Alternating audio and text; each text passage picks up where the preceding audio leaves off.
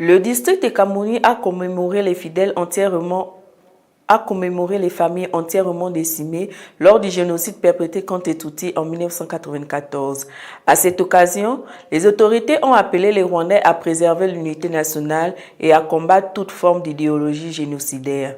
Reportage de Lionel Bougou. Le devoir de mémoire et la lutte contre l'idéologie du génocide étaient au cœur de la cérémonie de commémoration des familles entièrement exterminées durant le génocide contre les Tutsis de 1994 dans le district de Kamonyi. Prenant la parole au nom d'Ibuka, dans le district de Kamonyi, Zachary Benedata a souligné l'importance de préserver la mémoire des victimes afin que les générations futures connaissent la vérité sur l'histoire du pays. Il a indiqué que les efforts de conservation de cette mémoire passeront notamment par l'utilisation de nouvelles technologies pour archiver les témoignages des survivants et les informations relatives au génocide contre les Tutsis. Selon lui, la commémoration des victimes doit demeurer une responsabilité collective portée par tous les Rwandais.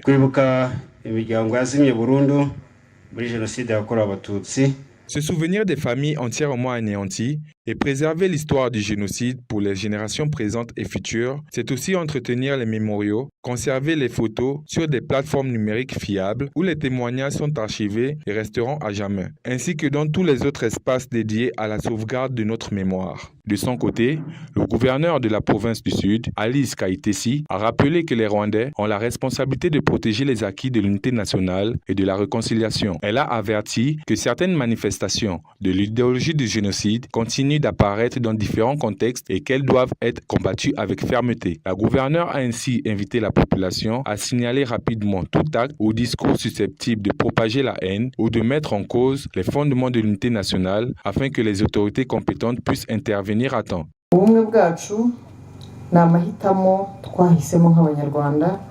Notre unité est un choix que nous, Rwandais, avons fait. Nous devons continuer à la préserver et à faire face aux conséquences que notre histoire a eues sur nous. Il existe encore des actes négatifs comme le négationnisme du génocide et la désinformation sur les réseaux sociaux. Condamnons-les fermement et encourageons les citoyens à signaler à temps de tels actes. Selon les données présentées lors de cette commémoration, le district de Kamonyi compte 624 familles entièrement anéanties pendant le génocide contre les Tutsis de 1994. Ces familles étaient reparties dans l'ensemble des 12 secteurs qui composent aujourd'hui le district. Les participants ont réaffirmé leur engagement à préserver la mémoire des victimes, à transmettre l'histoire aux jeunes générations et à poursuivre la lutte contre toute forme de négationnisme ou d'idéologie génocidaire.